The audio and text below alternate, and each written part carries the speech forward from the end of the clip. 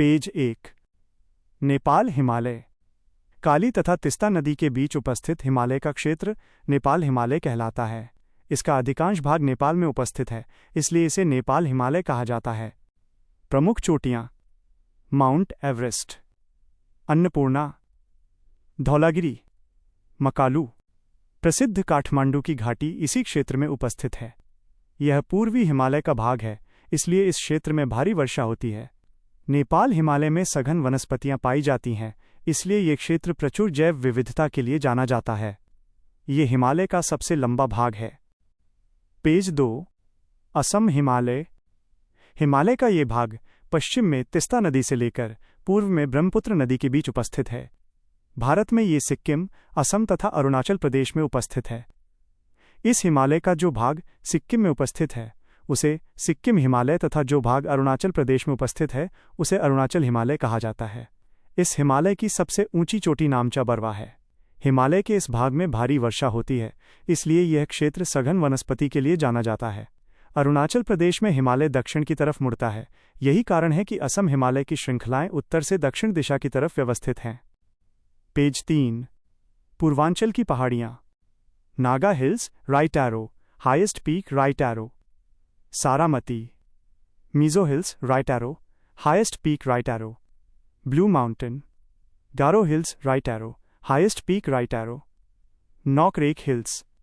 भारत के उत्तरी पूर्वी राज्य में उपस्थित पहाड़ियाँ पूर्वांचल हिल्स कहलाती हैं। ये छोटी छोटी तथा अविच्छिन्न पहाड़ियाँ हैं।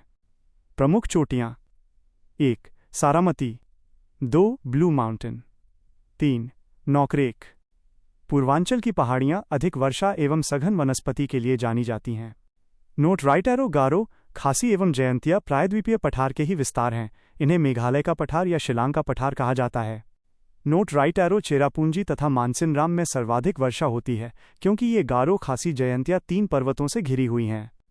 खासी पर्वत पर सर्वाधिक वर्षा होती है। पेज 4। डायग्राम का विवरण। इस डायग्राम में भारत के पूर्वोत्तर राज्यों का मानचित्र दर्शाया गया है, जिसमें विभिन्न राज्यों में स्थित प्रमुख पहाड़ियों, हिल्स तथा उनकी सर्वोच्च चोटियों की भौगोलिक स्थिति अंकित की गई है। अरुणाचल प्रदेश। पश्चिम से पूर्व की ओर पहाड़ियों की श्रृंखला Dafla hills, Miri hills, Abor hills और मिशमी हिल्स। दक्षिण पूर्वी सीमा पर पटकाई बम हिल्स स्थित हैं। नागालैंड। यहाँ नागा हिल्स स्थित हैं। इसकी सर्वोच्च चोटी सारामती 3836 मीटर को दर्शाया गया है। मणिपुर। यहाँ बराइल हिल्स, मणिपुर हिल्स तथा लामटेल हिल्स दर्शाई गई हैं। मिजोरम। यहाँ मिजो बालुशाई हिल्स स्थित हैं। इसकी सर्वोच्च चोटी ब्लू माउंटेन फोंगपुई 3826 मीटर को चिह्नित किया गया है। असम। मध्य भाग में मिकिर हिल्स को दर्शाया गया है। मेघालय। पश्चिम से पूर्व के क्रम में 3 मुख्य पहाड़ियाँ गारो हिल्स, खासी हिल्स और जयंती हिल्स। गारो हिल्स के ऊपर चोटी नोकराक 1412 मीटर दर्शाई गई है। त्रिपुरा। भारत के दक्षिण पश्चिम पूर्वोत्तर भाग में त्रिपुरा राज्य अंकित है। पेज 1। उत्तर भारत का विशाल मैदान। डायग्राम का विवरण। नोट्स में भारत का एक मानचित्र मैप दर्शाया गया है, जिसमें प्रमुख भौगोलिक क्षेत्रों और नदियों को अंकित लेबल किया गया है। उत्तर का पर्वतीय प्रदेश, भारत के उत्तरी भाग में स्थित हिमालयी क्षेत्र। उत्तरी विशाल मैदान, उत्तर के पर्वतीय प्रदेश और प्रायद्वीपीय पठार के मध्य स्थित विस्तृत मैदानी भाग। प्रायद्वीपीय पठार, उत्तरी मैदान के दक्षिण में स्थित पठारी भाग। सिंधु नदी, पश्चिम की ओर प्रवाहित होने वाली मुख्य नदी। ब्रह्मपुत्र नदी, पूर्वोत्तर भारत से होकर प्रवाहित होने वाली मुख्य नदी। मुख्य बिंदु। उत्तर भारत का विशाल मैदान सिंधु गंगा का मैदान भी कहलाता है। यह एक विस्तृत उपजाऊ मैदान है, जिसका निर्माण सिंधु, गंगा तथा ब्रह्मपुत्र एवं इनकी सहायक नदियों के अवसादों के जमाव से हुआ है। पेज 2। सिंधु गंगा के मैदान की विशेषता। 1. विस्तार। ए. उत्तर दक्षिण विस्तार, राइट एरो। यह हिमालय के दक्षिण से लेकर प्रायद्वीपीय पठार के उत्तरी किनारे तक फैला हुआ है। और बी. पूर्व एवं पश्चिमी विस्तार, राइट एरो। ये मैदान पश्चिम में सिंधु नदी के मुहाने से लेकर पूर्व में गंगा नदी के मुहाने तक फैला हुआ है। 2. इस मैदान की कुल लंबाई 3200 किलोमीटर है, जिसमें 2400 किलोमीटर भारत में तथा शेष बांग्लादेश में स्थित है। 3. यह मैदान भारत में पंजाब, हरियाणा, दिल्ली, उत्तर प्रदेश, बिहार, झारखंड का कुछ भाग तथा पश्चिम बंगाल एवं असम राज्यों में फैला हुआ है। 4. उत्तर के पर्वतीय प्रदेश से नदियों के द्वारा भारी मात्रा में अवसादों का परिवहन किया जाता है तथा ये अवसाद इस मैदान में निक्षेपित होते हैं। यही कारण है कि इस मैदान में उपजाऊ मृदा उपस्थित है। 5. ये मैदान क्वाटरनरी युग में निर्मित हुआ है, इसलिए यहाँ की चट्टानें क्वाटरनरी चट्टानें कहलाती हैं। पेज 3. 6. यह भारत के भौतिक विभाजन में सबसे युवा भूभाग को प्रदर्शित करता है। उत्तर भारत के विशाल मैदान का निर्माण। उत्तर भारत के विशाल मैदान का निर्माण हिमालय तथा प्रायद्वीपीय पठार के बीच उपस्थित गहरी घाटी में भारत के महान नदी तंत्रों जैसे सिंधु, गंगा, ब्रह्मपुत्र नदी तंत्र के द्वारा लंबे समय तक अवसादों के निक्षेपण की प्रक्रिया से हुआ है। टर्शरी युग में इंडो ऑस्ट्रेलियन प्लेट तथा यूरेशियन प्लेट के टक्कर के कारण हिमालय पर्वत निर्मित हुआ तथा हिमालय के दक्षिण में एक भू अभिनति घाटी निर्मित हुई। लंबे समय तक इस घाटी में हिमालय से निकलने वाली नदियों के द्वारा भारी मात्रा में अवसादों का निक्षेपण हुआ, जिसके परिणाम स्वरूप उत्तर भारत का विशाल मैदान निर्मित हुआ है। पेज 4. उत्तर भारत के विशाल मैदान का वर्गीकरण। प्रादेशिक वर्गीकरण या क्षेत्रीय वर्गीकरण। राजस्थान का मैदान, पंजाब और हरियाणा का मैदान, गंगा का मैदान, ब्रह्मपुत्र का मैदान या असम का मैदान। ऊर्ध्वाधर वर्गीकरण या लंबवत वर्गीकरण। भाबर, तराई, बांगर, खादर। उत्तर भारत के विशाल मैदान का क्षेत्रीय या प्रादेशिक वर्गीकरण। डायग्राम का विवरण। नोट्स में भारत के मानचित्र के माध्यम से उत्तरी विशाल मैदान के क्षेत्रीय प्रादेशिक विभाजनों को दर्शाया गया है। राजस्थान का मैदान भारत के पश्चिमी भाग में दर्शाया गया है। पंजाब और हरियाणा का मैदान उत्तर पश्चिम क्षेत्र में स्थित है। गंगा का मैदान मध्य एवं पूर्व मध्य क्षेत्र में विस्तृत है, जिसे पुनः 3 उपभागों में विभाजित किया गया है। ऊपरी गंगा का मैदान, मध्यवर्ती गंगा का मैदान, निम्न गंगा का मैदान, असम का मैदान बाइटॉन ब्रह्मपुत्र का मैदान उत्तर पूर्वी भारत असम क्षेत्र में दर्शाया गया है। पेज 1. राजस्थान का मैदान। यह उत्तर भारत के विशाल मैदान का पश्चिमी भाग है, जो कि राजस्थान राज्य में अवस्थित है तथा थार के मरुस्थल में विस्तार अधिक है। उत्पत्ति। ए. नदियों के अवसादों के जमाव के कारण लूनी, बनास, माही और घग्गर। और बी. पवन के द्वारा अवसादों का जमाव। सी. सागर नितल का उत्थान। राजस्थान के मैदान का वर्गीकरण। राजस्थान के मैदान का वर्गीकरण। राजस्थान बांगर, मरुस्थलीय प्रदेश। राजस्थान बांगर ये थार के मरुस्थल के पूर्व से लेकर अरावली तक फैला हुआ अर्ध शुष्क मैदान है। अरावली से निकलने वाली छोटी एवं मौसमी नदियां इस क्षेत्र में प्रवाहित होती हैं। इन नदियों के द्वारा निर्मित छोटे छोटे उपजाऊ मैदान रोही कहलाते हैं। लूनी के उत्तर में अवस्थित रेतीला मैदान थाली कहलाता है। मरुस्थलीय प्रदेश। ये वास्तविक मरुस्थलीय प्रदेश है। यह मारवाड़ के पठार के अधिकांश भाग को शामिल करता है। इसका पूर्वी भाग चट्टानी है तथा पश्चिमी भाग में बालू के टिब्बे उपस्थित हैं। भूगर्भिक दृष्टिकोण से यह प्रायद्वीपीय पठार से संबंधित है। इसका प्रमाण इस क्षेत्र में पाए जाने वाले ग्रेनाइट, नीस, शिस्ट जैसे चट्टानों से प्राप्त होता है। पेज 2. जलवायु। पश्चिमी राजस्थान राइट एरो, मरुस्थलीय प्रदेश right arrow, climate right arrow, BWHW। पूर्वी राजस्थान राइट एरो, अर्धशुष्क, S right arrow, climate right arrow, BSHW, B right arrow. मरुस्थलीय प्रकार की जलवायु। S = अर्धशुष्क जलवायु, W = शुष्क जलवायु, H = गर्म, W = शुष्क शीत ऋतु। मृदा तथा वनस्पति। राजस्थान का मैदान मरुस्थलीय मृदा के लिए जाना जाता है। राजस्थान बांगर में पुरानी मृदा पाई जाती है। राजस्थान के मैदानी भाग में कटीली झाड़ियां वनस्पतियों के रूप में उपस्थित हैं, जैसे माइनस कैक्टस, बबूल। आर्थिक क्रियाएं। 1. कृषि। राजस्थान का मैदान शुष्क कृषि के अनुकूल है तथा प्रमुख फसल मोटा अनाज है। पेज 3.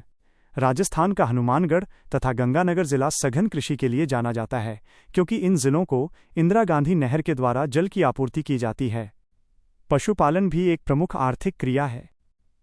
पंजाब और हरियाणा का मैदान।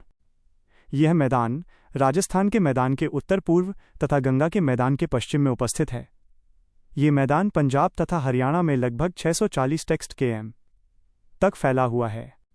उत्पत्ति। यह मैदान सिंधु नदी तंत्र के 5 नदियों सतलुज, रावी, व्यास, चेनाब एवं झेलम से निर्मित है। यही कारण है कि पंजाब को 5 नदियों का क्षेत्र कहा जाता है। विशेषताएं: यह मैदान जलोढ़ उपजाऊ मैदान का उदाहरण है। इस मैदान की प्रमुख विशेषता दोआब का पाया जाना है। पेज 4। पंजाब तथा हरियाणा के बीच उपस्थित प्रमुख दोआब -1 बिस्त जालंधर दोआब राइट एरो व्यास और सतलुज। 2 बारी दोआब राइट एरो व्यास और रावी। 3 रचना दोआब राइट एरो रावी और चेनाब। 4 चास दोआब राइट एरो चेनाब और झेलम। 5 सिंध सागर दोआब राइट एरो झेलम चेनाब और सिंधु। इस मैदान में उपजाऊ खादर भूमि बेद भूमि कहलाती है। पंजाब हरियाणा में बाढ़ का मैदान धयास कहलाता है। वे छोटी नदियां जो शिवालिक का कटाव करती हैं उसे चोस कहा जाता है। यमुना तथा घग्गर के बीच का क्षेत्र हरियाणा ट्रक्ट कहलाता है। जलवायु: CW प्रकार की जलवायु, समशीतोष्ण जलवायु जहां शीत ऋतु शुष्क होती है। मृदा तथा वनस्पति: पंजाब हरियाणा के मैदान में जलोढ़ मृदा उपस्थित है। पेज 5 तथा इस क्षेत्र में पर्णपाती या पतझड़ वनस्पतियां पाई जाती हैं। आर्थिक क्रिया: पंजाब - हरियाणा का मैदान अत्यधिक उपजाऊ जलोढ़ मिट्टी और उन्नत नहर सिंचाई प्रणाली के लिए जाना जाता है। यहाँ मुख्य रूप से गेहूं, धान, कपास, गन्ना और मक्का की खेती की जाती है। यहाँ की ग्रामीण अर्थव्यवस्था में उन्नत नस्ल के पशुओं जैसे हरियाणा की मुर्राह भैंस का पालन पोषण बहुत महत्वपूर्ण है। वेरका पंजाब और वीटा हरियाणा जैसी दुग्ध सहकारी डेयरी समितियों के माध्यम से दुग्ध प्रसंस्करण और दुग्ध उत्पादों का बड़े पैमाने पर व्यापार होता है। पेज 1 गंगा का मैदान: दिल्ली से लेकर कोलकाता तक फैला हुआ ये मैदान उत्तर भारत के विशाल मैदान का सबसे लंबा भाग है, लगभग 3.75 लाख वर्ग किलोमीटर। प्रमुख राज्य राइट एरो: दिल्ली, उत्तर प्रदेश, बिहार, झारखंड का कुछ भाग और पश्चिम बंगाल। इसकी उत्पत्ति या निर्माण: ये मैदान लंबे समय तक गंगा एवं उसकी हिमालयन तथा प्रायद्वीपीय सहायक नदियों के द्वारा अवसादों के जमाव से हुआ है। गंगा के मैदान की विशेषताएं: 1 ये एक निक्षेपणात्मक मैदान है। 2 इस मैदान की ढाल पश्चिम से पूर्व की तरफ है। 3 पश्चिम से पूर्व की ओर बढ़ने पर मैदान की ऊंचाई कम होती जाती है। 4 इस मैदान की अधिकतम ऊंचाई सहारनपुर क्षेत्र में स्थित है। 5 पूर्व से पश्चिम दिशा की ओर जाने पर वर्षा की मात्रा में कमी आती है। पेज 2 6 मैदान के पूर्वी भागों में अक्सर जल भराव की स्थिति देखने को मिलती है। 7 इस मैदान को बांगर, पुरानी जलोढ़ और खादर, नवीन जलोढ़ में विभाजित किया जा सकता है। 8 यहाँ मुख्य रूप से पतझड़ अथवा पर्णपाती प्रकार के वन पाए जाते हैं। 9 यह एक अत्यंत उपजाऊ मैदान है। 10 यहाँ की मिट्टी की ऊपरी परत में चूना पत्थर या कार्बोनेट पाया जाता है। 11 क्षारीय और लवणीय मिट्टी को स्थानीय रूप से रेह या कल्लर कहा जाता है। गंगा के मैदान का वर्गीकरण। डायग्राम का विवरण: गंगा के मैदान को 3 भागों में वर्गीकृत किया गया है। ऊपरी गंगा का मैदान, ये पश्चिमी भाग है। मध्यवर्ती गंगा का मैदान, निचली गंगा का मैदान, यह पूर्वी भाग है। ऊपरी गंगा का मैदान पश्चिम में 291 मीटर की समोच्च रेखा, उत्तर में 300 मीटर, दक्षिण में 75 मीटर तथा पूर्व में 100 मीटर की समोच्च रेखा ऊपरी गंगा के मैदान की सीमा का निर्धारण करती है। ऊपरी गंगा के मैदान में शामिल हैं। पेज 3 ए रोहिलखंड का मैदान, यह बरेली तथा मुजफ्फरनगर के बीच उपस्थित है। यह मैदान अत्यधिक उपजाऊ है। इसके अंतर्गत शारदा तथा रामगंगा दोआब शामिल है। इस मैदान में रोहिला जनजाति पाई जाती है। ईबी गंगा यमुना दोआब, भारत में ये सबसे बड़ा दोआब है। इस क्षेत्र में महीन धूल के कण के निक्षेप उपस्थित हैं। ये गन्ना की कृषि के लिए प्रसिद्ध है। सी यमुना चंबल बेसिन, यह क्षेत्र अनुपजाऊ है, जिसका प्रमुख कारण यमुना तथा चंबल नदियों के द्वारा अवनालिका अपर्दन है। चंबल तथा यमुना के द्वारा किया गया अवनालिका अपर्दन बीहड़ कहलाता है। भारत में यह क्षेत्र मृदा अपर्दन से सर्वाधिक प्रभावित क्षेत्र है। मध्यवर्ती गंगा का मैदान, ये संक्रमण मैदान का उदाहरण है। यह विश्व का सर्वाधिक उपजाऊ मैदान है, जो कि देश के विशाल जनसंख्या का भरण पोषण करता है। इसके अंतर्गत 3 क्षेत्र शामिल हैं। पेज 4 ए अवध का मैदान, घाघरा तथा गोमती नदी के बीच ये बाढ़ प्रभावित क्षेत्र है। ईबी मिथिला या कोशी का मैदान, गंडक और कोसी नदी के बीच ये भी बाढ़ प्रभावित क्षेत्र है। सी मगध का मैदान, सोन नदी के पूर्व में स्थित है। यह बाढ़ प्रभावित क्षेत्र नहीं है। निचली गंगा का मैदान। अधिकांश विस्तार पश्चिम बंगाल में है। इस मैदान पश्चिम बंगाल के उत्तरी भाग में अपर्दित मैदान है। डेल्टा मैदान। यह सुंदरवन के डेल्टा का सबसे विस्तृत भाग है। इस मैदान में गुम्फित नदी एवं दलदल पाए जाते हैं। यह आंतरिक मत्स्य के लिए प्रसिद्ध है। यह क्षेत्र जूट की कृषि के लिए प्रसिद्ध है। यह मैंग्रोव वनस्पति या ज्वारीय वनस्पति के लिए प्रसिद्ध है।